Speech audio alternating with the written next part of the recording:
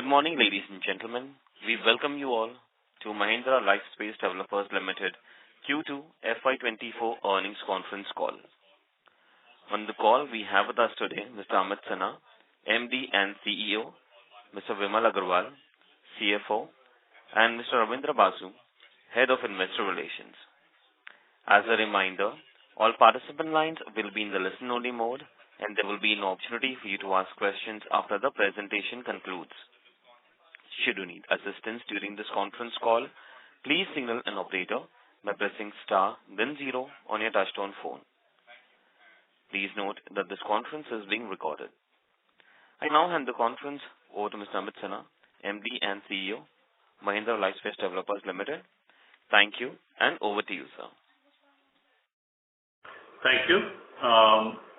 Good morning, everyone, and welcome to our Quarter 2 Financial Year 2024 earnings call. At the outset, I would like to welcome everybody for the call and thank everyone for participating. Also, my best wishes for Dasra and Diwali. Also, best wishes to India for the World Cup for all of our collective behalf. Let me cover a few things very quickly. I'll cover a few highlights that we are seeing in the industry overall. We'll quickly cover pre-sales on the resi side. The launches that we have done are in the process of gearing ourselves for the H2, the highlights of business development, the update on the ICIC side, and I'll then request Vimal to jump in for the financials bit. So those are the few topics that I'll quickly cover along with Vimal. So let me just start with industry very quickly. We continue to see a huge amount of momentum in the real estate industry. I would call it a purple patch for the industry, given multiple strong drivers in the market. The macros are strong. The GDP growth is contributing significantly. The per capita income, the per household income, etc., are driving the growth. Post-COVID, we have seen a significant interest in home buying. Not only in buying home, but also buying larger homes. Upgrades are also becoming a key part of the buying behavior. Typically, the real estate industry has 6 to 8 year cycle. We finished 2 years into it, entering the third year. So it has many years to go. We continue to see steady demand growth across the markets. One of the interesting things that we track on a monthly basis, the inventory overhang across each of the key markets, and that continues to reduce. That's very interesting because this year is going to be a strong year. We'll probably cross 5 lakh, maybe even more 550,000 units. But the inventory overhang continues to come down, which is healthy for the industry. Just as a comparison, China in the best years had 1 crore homes, so 20 times more homes were sold in China as a reference. So we have a huge amount of headroom to grow as a country, as a real estate industry.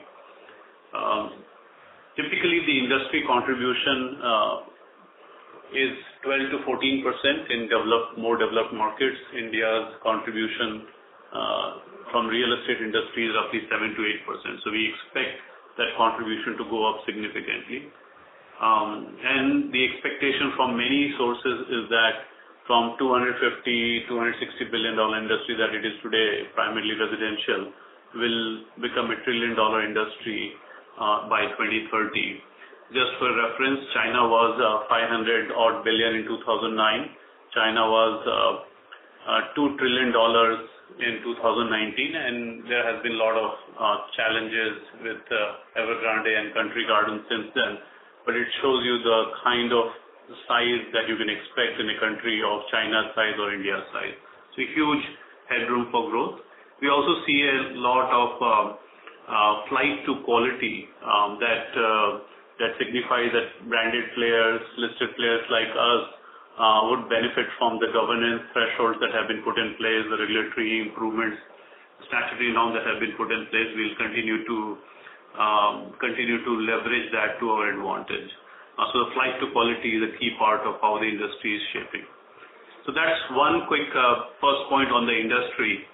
Coming to Mahindra Lifespace, on the sales side, especially on the residential side, we have achieved a quarterly pre-sale of 455 crores versus last quarter to 399 crores. So some improvement there. On a half-yearly basis, we stood at 800 crores for the first half of this year. Compared to H1, H1 last year was 1,000 odd crores. Important point to note here is that our H1 2024 sustainable sales contributed more than 80% of this 800 crore versus last year H1 sales, where we had reported pre-sales of 1,001 crore, with almost 80% coming from new launches. So the mix of sale is very different in this first half of this year. And this fundamentally reaffirms the fact that strong brand coupled with solid on-ground distribution and deeper relations with channel partners will keep us in good state as we get in H2 with a series of new launches planned. I had in the last call I promised 9 launches. We have done one in quarter one in quarter two, and then just in this month, October month, we've done the third launch. But we have a series of launches planned later in the year. I'll touch upon them. But as I mentioned earlier, having a strong engine, distribution channel partner and the brand allows us to capture not only sustainable sales but also the sales that come as a result of new launches. So strong pipeline and plan. Let me touch upon the part 3, which is the launches. As I mentioned, our first plotted redevelopment or plotted development was launched at the end of quarter 1 in Chennai. We had never done a horizontal development before. We received a phenomenal response. It was launched at the end of June, so most of the impact was only seen in quarter 2 of this financial year. We sold 85% of our inventory in the first 3 months, 244 plots out of 282. At the end of Q2, we launched phase 3 of our Happiness Third project in Pune. We are seeing very strong momentum. I'll share more details in subsequent calls. We will see a fairly busy H2 in terms of launches. Some of the launches were delayed because of statutory and regulatory requirements, some Supreme Court rulings about the RG area on Mother Earth, etc. So they have deferred, but we'll expect code name Malgudi in Bangalore very soon.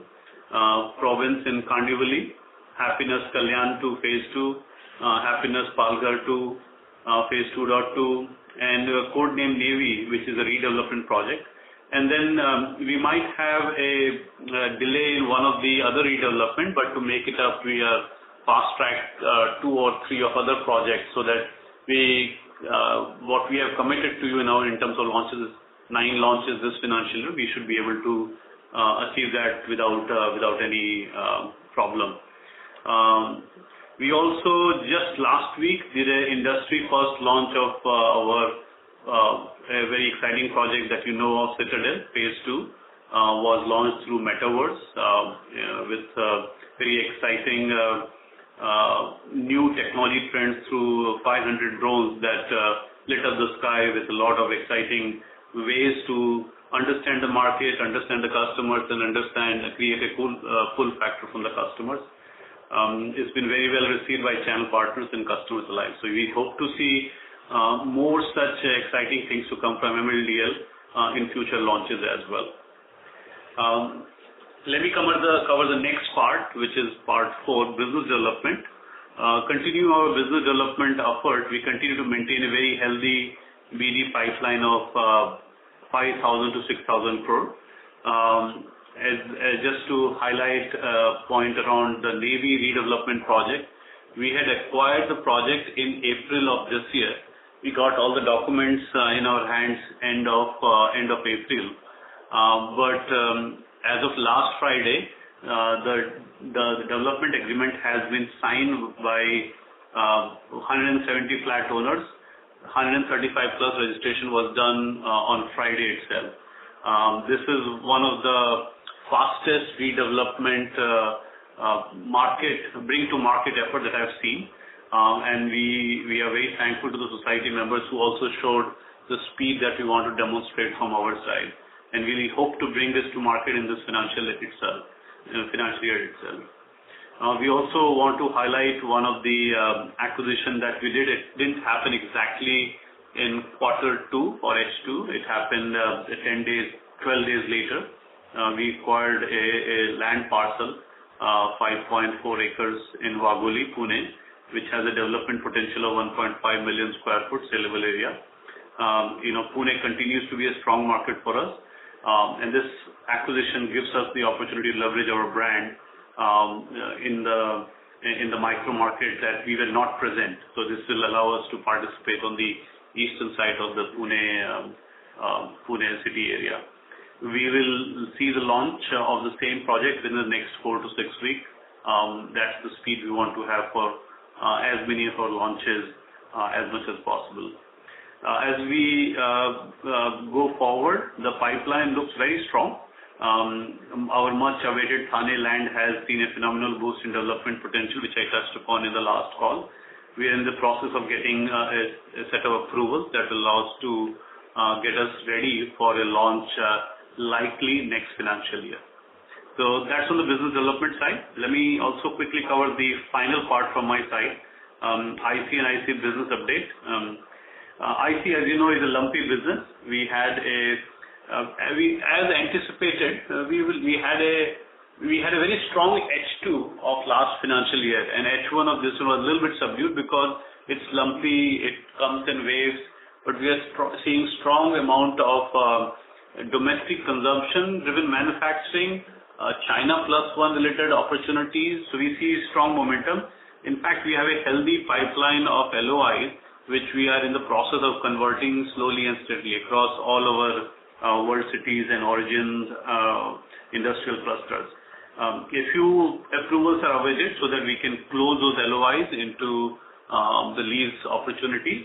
We'll keep you updated. Most of that will happen in H2. I'm hoping that when we talk next, you'll get to hear the momentum, although lumpy in the IC business, is getting converted into real opportunity that you'll be able to see in the numbers that we put out. So that's on the IC side. Let me hand over to Vimal for the sixth part, which is the financial part. Thanks, Amit, and good morning, everyone. As you all know, many of our key operating entities from residential side and IC side are not consolidated on a line-on-line basis. Moving on to the key numbers here. The consolidated total income stood at 25.7 crore as against 73.8 crores in Q2 FY23. The consolidated PAT after non-controlling interest stood at a loss of 19 crore as against a loss of 7.7 crore in Q2 FY23. Your company has a debt of 291 crore at consolidated level, while cash in hand and bank balance, including investments, is at 65 crores. The cost of debt stood at 8.1% on consolidated basis. Our net operating cash flow without land-related outflows was 249 crores in H1, reflecting the strong collections in the residential and IC part of our business. These are few of the key points. I'll now request if the floor can be open for questions from the participants, please. Thank you. Thank you very much. We'll now begin the question and answer session. Anyone who wishes to ask a question may press star and 1 on their touchtone telephone. If you wish to remove yourself from the question queue, you may press star and 2. Participants are requested to use handsets while asking a question. Ladies and gentlemen, we will wait for a moment while the question queue assembles. Participants, you may press star and 1 to ask a question.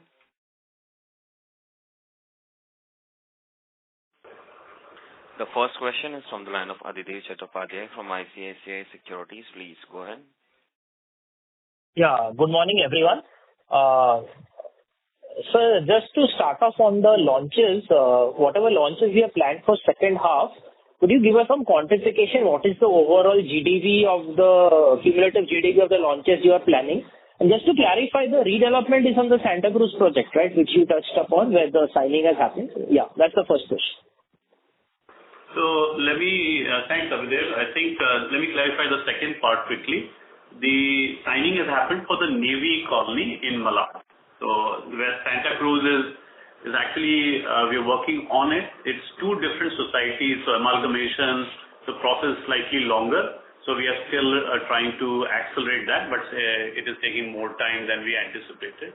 But the Navy part is done. Navy was announced in April, and we have done the registration as of last Friday. So hopefully that answers your second part of the question. And coming back to your first part of the question, I think the GDV. So we had initially planned 9 launches. We have potentially 2 of those launches may spill over to FY25, and one of them we just talked about, Santa Cruz, might just given the time it's taking to get the process done. But we have 3 additional projects that we added to this year's pipeline itself. So that we should hopefully be able to not only meet 9, but hopefully do more than 9 as part of our launches this year. The total GDV from this that we are bringing into the market, so let me just clarify, like Province will have a 2,500 odd GDV, but we are only bringing the phase 1 of that launch in this financial year. Next phase 2 will be in the next financial year. So if I add up all the phases that we have planned, so not the whole project, in this financial year, it will be between 2,500 to 3,500 crores in GDV for this financial year based on the launches. Okay, 2,500 to 3,500 crores. And sir, Kandivali, when do we see the launch happening? It will be within this quarter, or it is towards next quarter? This will likely get to in the next quarter. Given we also want to time it and make sure the market is also prepared well. So we are awaiting the approvals, and as you know, we had to redo a lot of things given some of the changes that happened. Most of things are going in the right direction. Even though we might get approval this year, which we are hopeful, this quarter, we want some time to warm up the market. So my best guess is we want to do it in January rather than this quarter. I don't want to rush into it, given it's such an important project for us. Okay, and so just the 2 redevelopment projects, so Malad may be launched this year itself and Santa Cruz next year, right? To understand correctly? Yes. Yeah. Maybe we are pushing to launch this year. Western also we're trying to, we're not given hope. So we are pushing hard, but just knowing the process, it might spill into next financial year. Okay, but this 2,500 to 3,500 is the conservative guidance you are giving, right? Factoring in any delays, or this is the, lower end, upper end? How should we look at it? I think 25. This is a best guess that we have based on the launches we have. 2,500 is on. It's a good. Like last year we did 1,812 just for reference, right? So and next year we have 2,500 guidance, right? So I think, but launches versus sales conversion, there is a ratio which we'll know depending on the success of the project. Sure. Fine, sir. I'll come back in the queue with more questions. Yeah, all the best. Thank you, Abhijit. Thank you. Participants, you may press star and 1 to ask a question. Next question is from the line of Pritesh Seth from Motilal Oswal. Please go ahead. Thanks for the opportunity. Firstly, on business development, so you mentioned about 5,000 to 6,000 crore of pipeline, and I think as per the plans that the company is having of 5x growth in 5 years, I think every year we should be doing around 6,000 odd crore of business development. So how is it looking for this year? We have already signed up one project in Pune, but in second half, will this traction be more positive, and will we be achieving this 5,000-6,000 crore of BD this year? Yeah. So thanks, Pritesh. I think just want to clarify one thing before I specifically answer the question. This 5,000 to 6,000, as I explained in the last call, also excludes Thane. So we had not included Thane, which has huge potential, but we will target on a fraction of the full FSI potential, given it's a beautiful site, it has a lot of trees and greenery that we want to preserve. So we had talked about 8,000 crore just from Thane, 50% residential, 50% commercial. So that is not included in the number that you just mentioned, that I mentioned earlier. Since I came over, I think we have put a huge amount of effort in the BD process completely, given where the market is. So a lot of discipline, a lot of efforts and outreach to get to see as many deals that are there in the market. It's good that we are focused on MMR, Pune and Bengaluru, so it allows us to understand the market sentiments and how the markets are shaping up really well. But I just want to be, so we are on track in terms of the volume and the flow of deals that we are seeing. But I'm also very careful about signing the deals that only make sense to us, because as you know, the market is so hot, the expectation of landowners in terms of pricing is very different.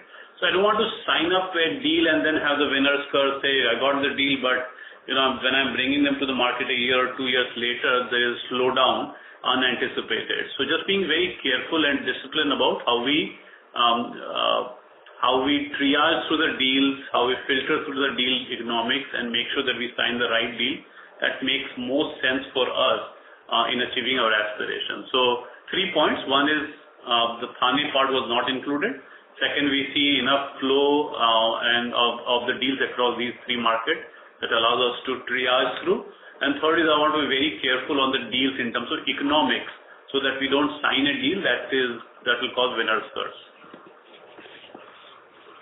Sure. And beyond the Thane, Kandivali like deals, which are large in size, you would be happy to get these about 5,000 to 8,000 crore kind of deals, additionally, or for now, since you have Thane and Kandivali in place,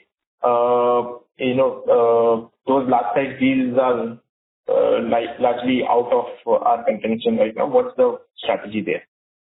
Yeah, so we have a good flow of large deals, medium-sized deals. We call it mega deals, and the Thane is a mega deal for us. We have category A, category B, and category C. And given the market, we look for all kinds of deals that meet our threshold. So we don't want to do too many small deals. And then we also don't want to be chasing deals that may not have the economic threshold that we are seeking. So we're always trying to balance that. So as part of that, we will be open to all kinds of deals as long as they make our economics and thresholds work. Sure, got it. Just since you touched upon Thane, and you mentioned about that project being ready for launch next year, but has there been any clarification on how that 50-50 component is going to get developed? I mean, whether it is supposed to be delivered together or whether it is supposed to start together. Any clarification on that? Yeah. So and also you can touch upon the ISER project as well. If how is the status of approvals there? Yeah. Yeah, got it. So let me cover Thane first. I think a great question actually. That's something we have to carefully plan for. The way the law tells us is that you can sell and construct asynchronously, so they can happen at any point of time. But the OC part has to be joined together. So I cannot deliver a single square foot of residential till I have delivered equivalent square foot of commercial as part of the IITT policy. So even though I can sell earlier, but I have to make sure that they get delivered. And typically the commercial has a shorter construction, 2 years versus 4 years for resi. We have to plan for that very carefully. And that's why I think, as I mentioned, we are not only getting some approvals to make sure that we are fully ready, but also we are commercial point of view.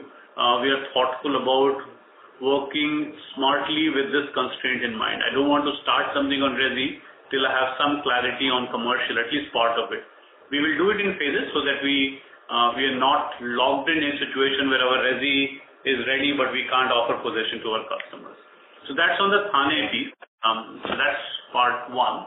I think on part two, on Dahisar, we have not seen any major improvement in the clearances that were required for us to launch the project.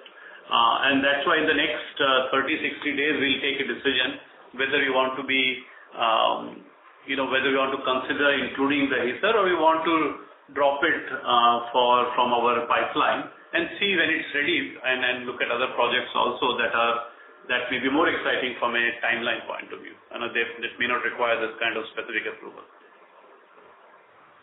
Got it. Very clear. And just one last on IC and IC. So I saw some 70-acre decrease in SEZ piece in the Jaipur part. That the size of that land has reduced. Any reason for that? Just say that question again. I think I lost the last part of your question. 70.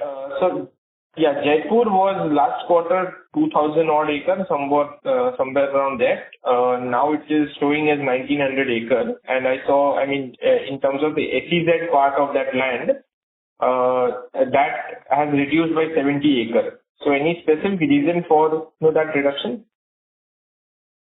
Yeah, I think so let me highlight two things. We have to always abide by the government rules. So there is some tweaks that are happening from 65% or 67% to 65% in terms of how much is leasable compared to the cross area. So there is some adjustment that we always do based on the latest and the greatest guidance that we get from the government. And then we have some healthy SEZ pipeline also that we are tracking well. We are also looking for some denotification that will allow us to.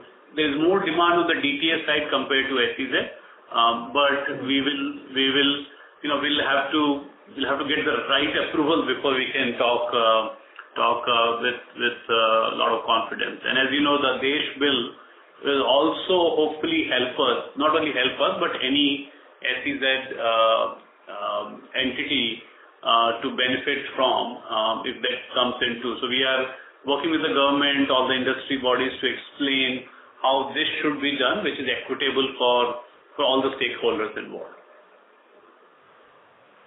Sure, got it. That's it from my side. Thank you and all the best. Thank you. Thank you.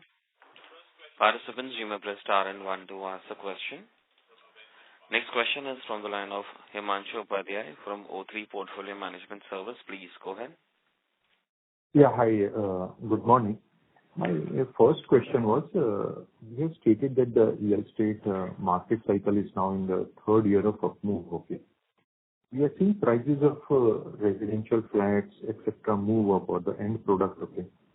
And also the price of land has been increasing. How are the basic assumptions like realization, saleable area, and costs, which are also increasing because of inflation, changed in the assumptions what we are making for the projects or we are bidding for? Okay. Can you elaborate on that, and what does it mean for you? Are we still in the spot that the end realizations are much ahead of the land prices and costs, or you think the fine balance is moving on the other way? Some idea, all the three markets where we are focusing on. Okay. Vimal, you want to jump in? Yeah. So, Himanshu, a couple of points from my side. One is, so far as the realizations are concerned, as you were mentioning in the last call, we see a lot of discipline, although the trajectory is upwards, but it's not sort of obscene price increases which we are experiencing, but it's in the positive sort of trajectory. Land, yes, continues to be something which is a critical raw material for us, and there is some hardening of pricing which we are experiencing. At the same time, sort of middle of the P&L cost lines which are there, last 1.5 years has been much better than what we saw post-pandemic. And to that extent, from, say, our guardrails perspective, we are looking fairly strong across all projects which we are signing up for or the projects which are coming up for launches. Right, Amit? No, I'll just very well. Manshu, let me just add two more things. And there are many more things, and maybe we can explain more in detail when we have more time. But I think there are a few things that we are trying to do at our end. First is the size of the project. I think it's I think Pritesh, your question was one of the questions earlier. We should have the optimal mix of projects, and ideally the size of the project should go up. So from a scale point of view, if you're doing a 500 crore project, we should ideally go to 1,000 crore project and 1,500 crore project. When you do scale projects, automatically you have the ability to leverage a lot of common overhead, fixed costs, etc. And that's something that we are consciously doing across all the three markets. And I have clear thresholds for what is the right project looks like. If it is smaller than that, then there has to be a very strong strategic reason. Otherwise, we should not do it, because economically it will put some of the constraints that you just touched upon. So that's one. And then the second part on the cost side, I think the volatility is a challenge in our business, because our price gets locked in upfront and cost we have to endure for the 4 years before we deliver. So it's extremely important for us to manage our cost of construction really smartly. And one of the things that we have seen, and we are trying to bring the manufacturing mindset into our project mindset, project operation, is how do we do the standardization? So standardization of, let's say, apartment sizes, standardization of building layouts, standardization of MEP, standardization of parking lot, standardization of component, standardization of all the finishes. And these are things that are typically seen at a very high level of sophistication in, let's say, manufacturing industry. In projects, everything becomes bespoke and it's not industrialized at all. So with the help of my colleagues, especially Jitesh and Viral, Jitesh leads design and Viral runs marketing, we are saying that how do we standardize our product so much so that it allows us the efficiencies in the constructed area to the RNA area that you don't want to construct too much for the same amount of RNA, which is where the selling happens. So these two things I just want to add to what Vimal said, to make sure that we are able to, one, on the size of the project, we are increasingly trying to take it up. And then the biggest driver of profitability is the ratio of RNA versus construction area. How do we standardize and reduce and get the efficiencies on the cost side? Thanks for the detailed reply. It was very helpful. Second thing was on, it is slightly longer question. Can you give an idea of how is the capital allocation strategy evolving? Because in our presentation on the ambitious goal slide, we have stated that we are working on a lot of 6-7 factors, or the 6 factors. And what does it all mean? Okay? And how does the bold ambition that you are elaborating, does it mean on customer segments, products? And what are becoming down with experience more no-go areas for us? Or we would have seen that these are the things which we used to do in historically. But I think the return ratios do not meet for us. So that is one part on capital allocation. And secondly, how does the KRAs change and the organization structure or model change based on what you are trying to achieve? And or the bottom means how is this evolution impacting or positive development is happening, let's say, on the people front and capital allocation and their KRAs? Yeah. Just some thoughts on that will be helpful. So, Himanshu, great question. I'm glad you touched upon. I'll try to be brief here because it's a question that requires longer, more detailed answer. But let me just try to give a summary on both the points that you raised. The aspiration that we have set up requires a very healthy GDV to be created over the next 5 years, 4.5 years. So anything between 40 to 50,000 crore GDV needs to be there for supporting our 8 to 10K scale up that we have. Now, the way to pursue this is very important that we don't do and this will be spread across, let's say, Mumbai, Pune, as well as Bangalore. The size of the project I touched upon earlier will be different, like mega project, category A, category B, category C. But there's another important angle of the type of the deals. Is it a society redevelopment? Is it a joint development? Or is it an outright purchase that we have? Each of these things will have a different capital requirements. Because in case of, let's say, the Navy, we don't need to put capital till very late after the registration is done. You do a little bit of marketing spend, but now and then very quickly you can launch. But when you're doing outright land purchase, you have to make sure that you spend all the money up front, and then it takes anywhere from 9 to 12 months to bring those projects into the market. So those are the ways we estimate the size of capital required to support our growth aspiration.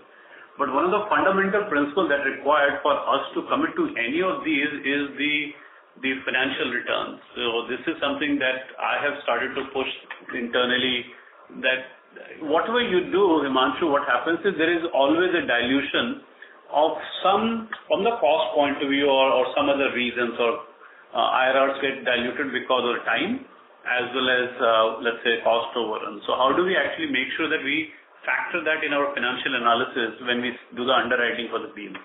And that's the capital allocation is based on the principle of what's the theoretical IRR, but also the realistic IRR when we finish the project. So we are very careful and now disciplined about keeping both these into account as we plan for the project. And that is non-negotiable, because it's critical that what we say at the time of underwriting and what we deliver at the time of possession and reflect on economics needs to be very close to each other. Now, to do that, the second part of the question is your KRA. In the past, we had a very functional organization.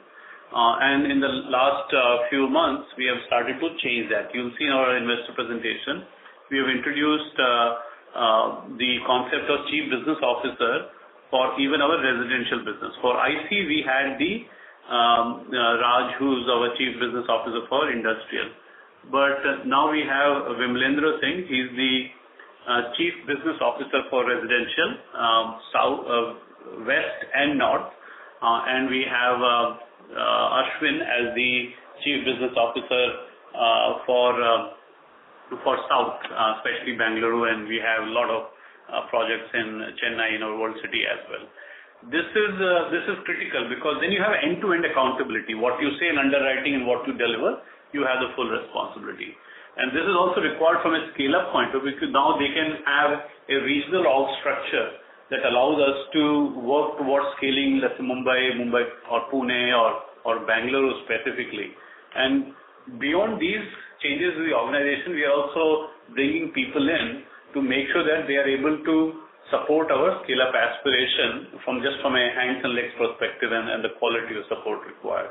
So I just wanted to keep it short. I'm happy to discuss in more detail, but this is how we're thinking about the capital allocation and how we're thinking about the KRAs and the organizational bandwidth required to support the scale-up. Okay, thanks, sir. And one small thing.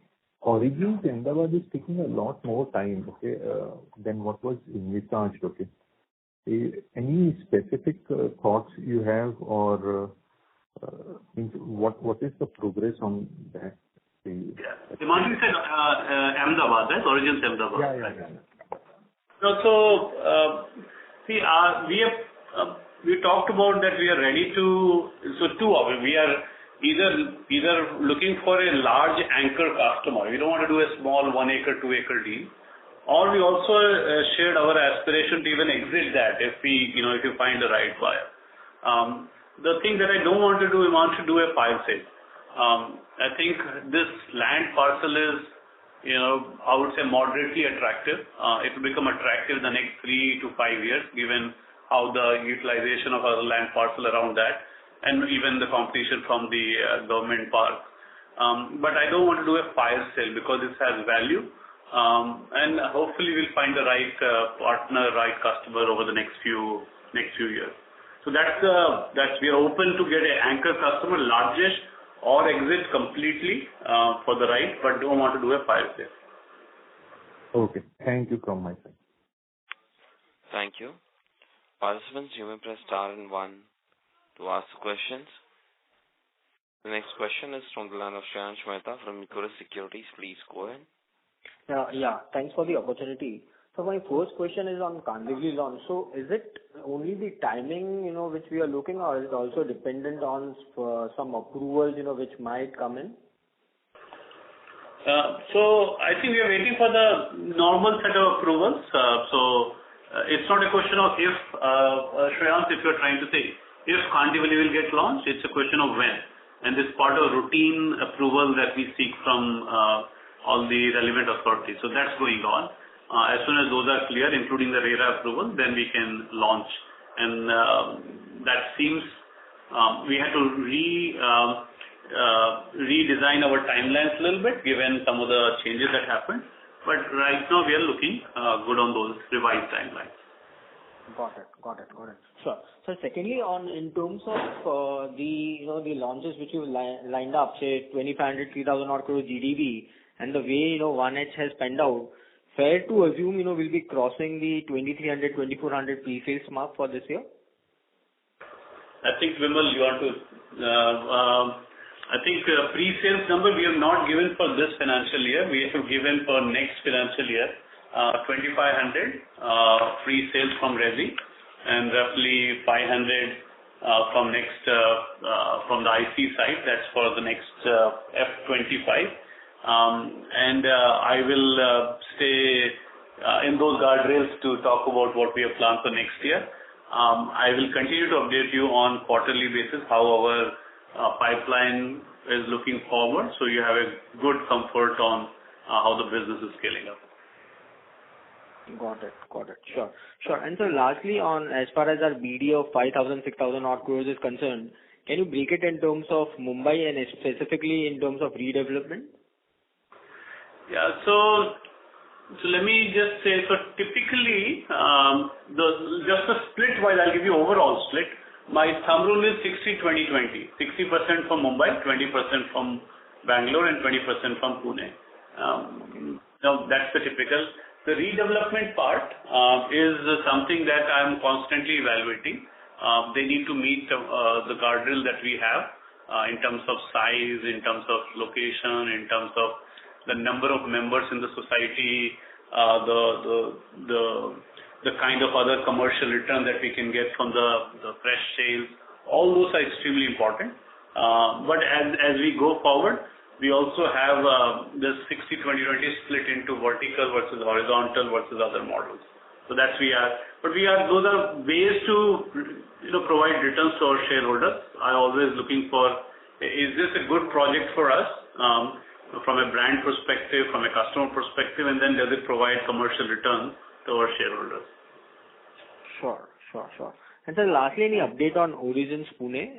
When can we see that coming into pipeline? This will, so we, F25 will be launching Pune based on the latest estimate that we have. We had three issues there. One issue was about access roads.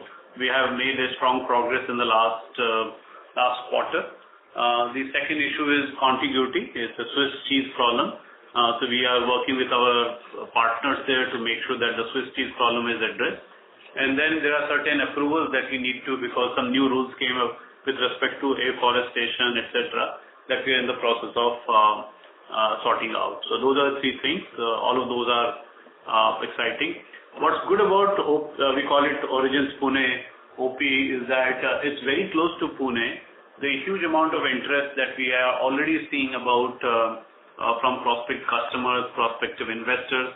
So hopefully, as soon as we have solved all these three issues, we'll be able to get the launch done in a shortest period of time. Got it. Thanks and all the best. That's it from my side. Thank you. Thank you, Shreyansh. Thank you. Participants, you may press star and one to ask a question. Next question is from the line of Ronald Sioni from Sharekhan Limited. Please go ahead. Yeah, good morning, sir. I had just one question with respect to Citadel Phase 2 launch. If you can touch upon how the project's response was there and versus the Phase 1, what kind of pricing did you see whether have you seen any change in the footfalls or conversion ratios? So, just on the whole Citadel phase 2 launch. So let me share a few things, Ronald, and let me just keep some more excitement for our next call. The reason is very, very, very important time for us. We launched it only like 5 days back, right, 25th, and it was a metaverse and this drone show that we talked about. We have received a lot of EOI.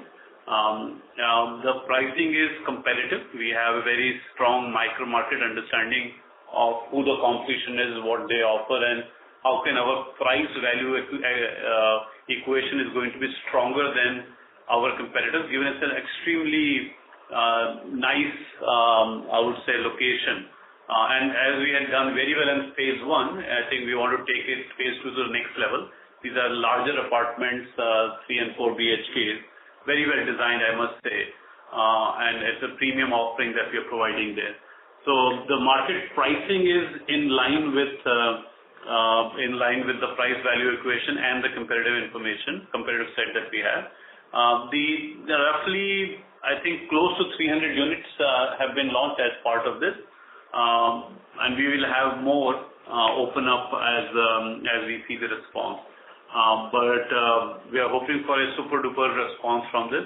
In the last 5 days itself, we have seen very healthy EOIs already. Let me just stop at that. Hopefully, we'll have more to share in the next call.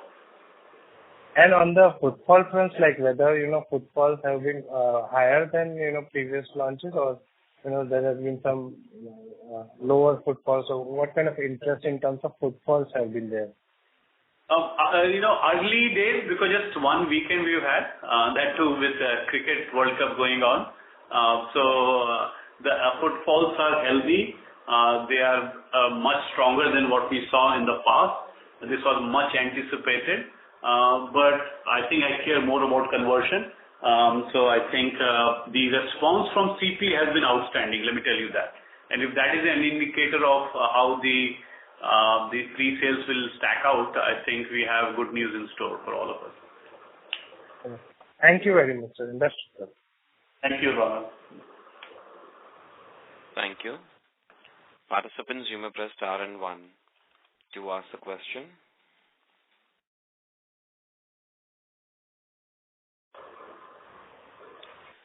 As there are no further questions, I will now hand the conference over to Mr. Amit Sinha for closing comments. Very good. Thank you to everybody, all the participants. I just want to thank all of your support, listening to us, but also supporting us from outside as we build our business, as we scale our business.